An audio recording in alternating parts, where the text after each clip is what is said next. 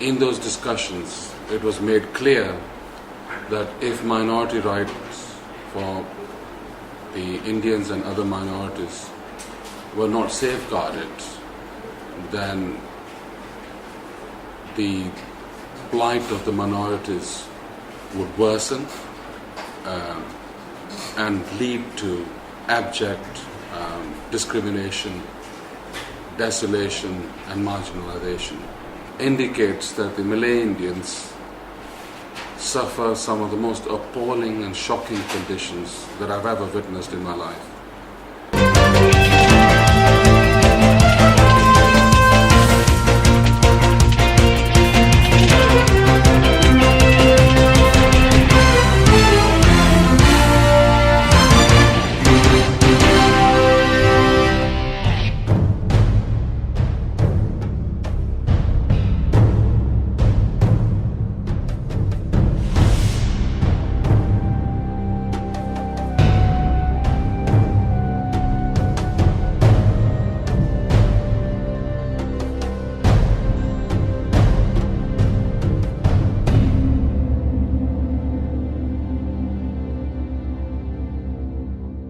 Good morning.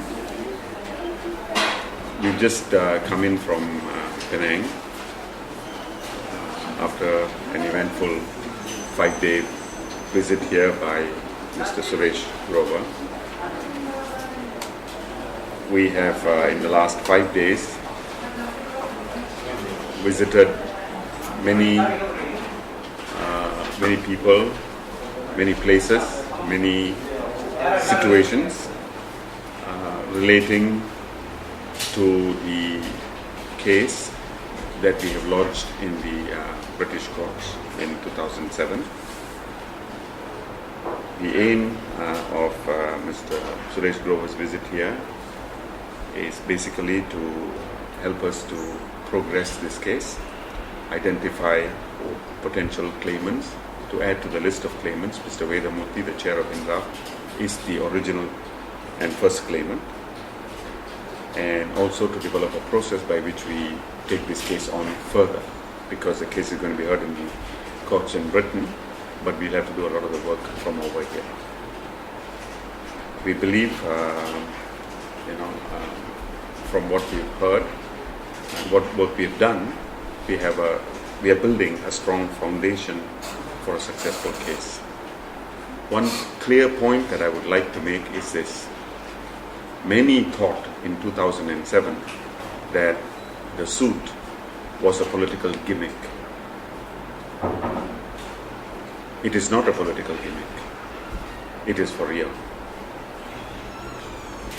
The research done by Mr. Vedamurthy has produced significant documentary evidence, and with the visit of Mr. Suresh Grover here, we are identifying, we are developing the evidence on the ground here in support of the case, and all of this is in the process of building the strong case. So this case is for real, and when it comes to fruition, win or lose, we believe the legal case has significant implications for the nation of Malaysia. The ostensible reason for my visit, and I would have been accompanied by Mr. Khan, was to gather evidence for a suit that has been filed by Mr. Murthy in London in 2007 against the British Colonial administration, which is now represented by the British government, when it was discussing, debating and formulating the constitution of a sovereign Malaysia after independence. The suit claims that in those discussions it was made clear that if minority rights for the Indians and other minorities were not safeguarded, then the plight of the minorities would worsen and lead to abject discrimination, desolation, and marginalization. And because the colonial administration and the constitutional commissions failed to seek that advice or adhere to that advice more appropriately, it was negligent in safeguarding those rights. And as a consequence, you have what the claim asserts as state-sanctioned racism and discrimination against minorities. Over the last 6-7 days, since our entry into Malaysia, I have visited a number of places, towns, plantations, urban areas as rural areas. And if I can mention some of the places that I've gone to, they include Seremban, Klang, Ipoh, Sunia Siput, Sunia Patani, Kulin, Penang, as well as today I'll be visiting places in KL. And I have to say, having traveled to other parts of the country, other parts of the world, in countries where international opinion have seen fit to condemn these countries as places where minorities or individuals and peoples have suffered horrendous forms of racism and discrimination, and they include South Africa as well as in the United States of America, looking at conditions of native Indians. What I have witnessed indicates that the Malay Indians suffer some of the most appalling and shocking conditions that I've ever witnessed in my life. I have seen families who simply by going through their ordinary lives have been brutalized, have been stabbed, and amongst them there are people who have been murdered, and the attacks are motivated simply because they are Indians. What's worse is that having suffered this indignity, they've had no recourse to justice. These individuals reported these incidents to the police, yet the police failed to take any action against the perpetrators, either by arresting them or by charging them, or even compensating these victims. I have visited families who, since independence for the last 50 years, continue to live in abject poverty. Families who cannot afford to have their children go to school, cannot feed their children and themselves, are chained to a life of poverty for life, and they do not see any hope for a future. I have met individuals who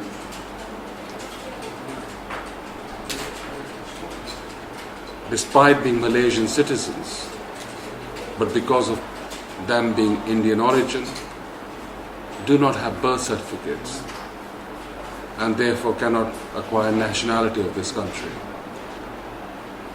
Girls of ages of 18, 16, who haven't been to formal or informal education because they do not possess these documents, and therefore are subjected to exploitation at workplace.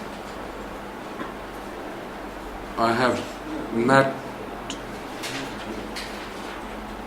families, couples who have married but their marriage has not been registered simply because one of the spouses is Muslim and the other is a Hindu, whose children are not registered, and if they are, it is because they have failed to mention the religion of their father, but they continue to live and adhere to the religion despite the official documents. I think it's an indictment on a country that cannot recognize the basis of simple love between couple and not afford them that citizenship. I think any citizen of a country, regardless of them being in Malaysia or in the United Kingdom or Singapore or India, wherever they are, expect the nation of that country and the state of that country to ensure that they are born with dignity and they die with dignity. I have visited cemeteries, Indian cemeteries, where the graves are unkept, the graveyards represent rubbish dumps, sewage systems are open, there are no paths leading to the graves. They are individuals who must have contributed to this country, but their contributions are forgotten because their death has not been respected. And I do not know how their loved ones would ever visit a graveyard in that state. And these do not include cemeteries which are old cemeteries, but also current used cemeteries which are so far away from the roads that I find it incredible that people would be buried in these desolated so-called acreages, which to me look as if they are waste grounds but only legally termed as cemeteries. I saw two graves which are in appalling conditions, unnamed, two people buried together, and although they have a boundary of love, and that must be something that their loved ones would have put there, but those bodies are kept underground simply by ordinary bricks being forced on the bodies. And I have met individuals who, despite being here before independence, do not have the paperwork that would show to them that they're respected as Malaysian citizens, because they do not have their status recognized and would be termed as stateless.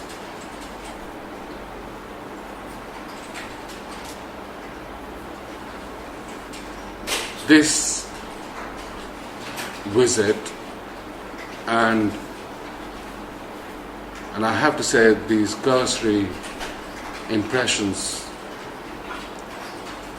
indicate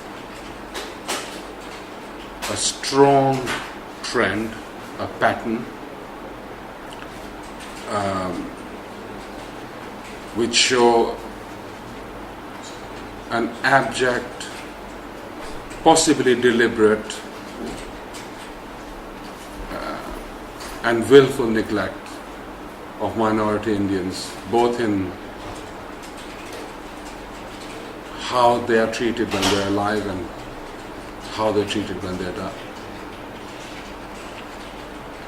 And this information will be critical to us in presenting this case, which would look at whether this set of conditions that I've described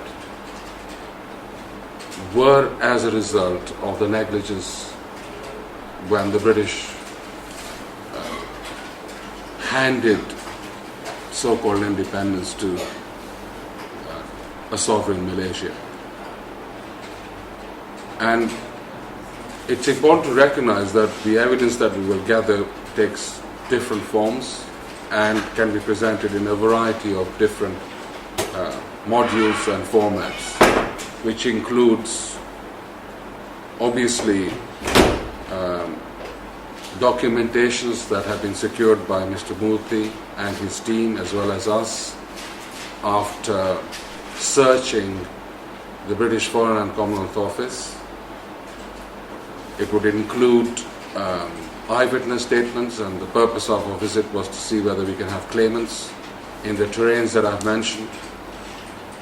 It would include expert advice and evidence, and it would include supporting circumstantial evidence, data on the conditions that I've described that are either official or international.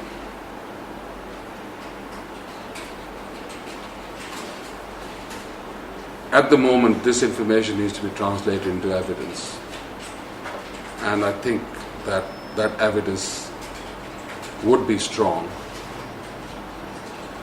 And despite the fact that this is a case where, because of its seminal form and because of its originality, it will pose large obstacles for us to succeed. Hence the need for us to visit Malaysia. And in that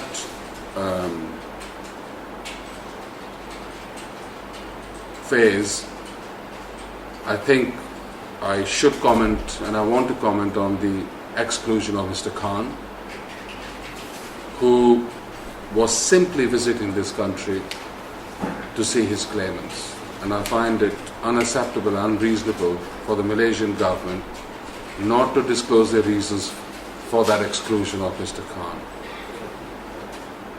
I do not understand or comprehend why a lawyer who's never criticized this government ever in his life and made no comment prior to his visit, who does not have a criminal record, so he could not be accused of obstructing justice,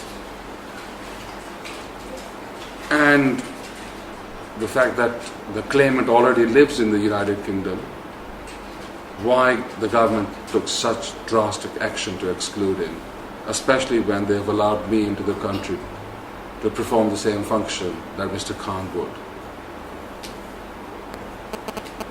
I think there are serious consequences for lawyers in Mr. Khan's position, not just because they're traveling from abroad, but also serious consequences for lawyers in this country who want to represent their claimants in possibly similar suits in this country. And therefore I urge the Malaysian government to explain in writing the reasons for his exclusion.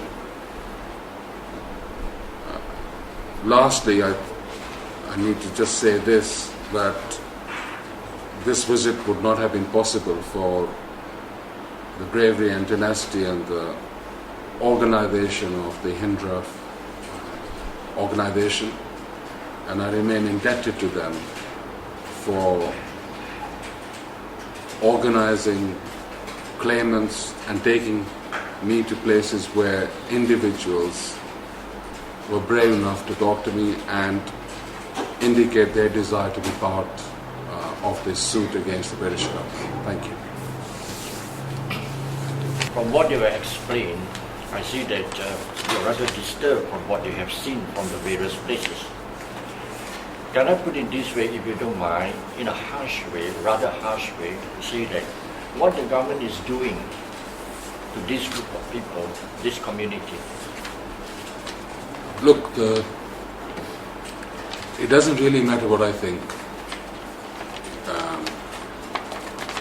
I've explained to you what my feelings are based on what my remit is. And I think anybody would be appalled by what I've seen. but I'm mindful that this claim is going to take another 2 years. And rather than me commenting on what I think, I want to ensure that I can see the claimants again, and I do not want to be excluded. So for me, the most important issue is making sure that the claimants get the right representation in court. Perhaps once the case is in progress, you can ask me that question and I'll tell you what I think. What if your next trip here with Mr. Khan and Mr. Khan is not allowed to enter the country again? What's next? Well, we're instructed by Mr. Murthy. We'll have long discussions on my visit, what we found and how we translate that information I've gathered to evidence. If it's necessary for us to come again, we will. We don't want to put anyone into inconvenience. We are mindful that these trips cost a lot of money, and I'd rather spend that money fighting for the claimants. But I think it would be necessary for Mr. Khan to come even if I don't come. And I'm hoping, and we'll take any form of action to ensure that Mr. Khan is allowed into this country and see for himself, as Mr. Murthy's lawyer, the claimants when they're ready and after the affidavits have been filed, in order to secure that they give evidence in court. So it's really important that Mr. Khan is allowed into this country for legal reasons to represent his clients. And I think that as a lawyer, representing individuals properly and effectively is the most important thing for both Mr. Khan and myself. But these conditions that I've seen obviously evoke emotional responses, even as lawyers. And I think if you'd asked me a question when people were talking about apartheid in South Africa and asked me whether I was affected by apartheid, I would have said yes, devastated by it, and I want it changed. And I'd say the same thing in relation to Malaysian Indians. Thank you, sir. No problem.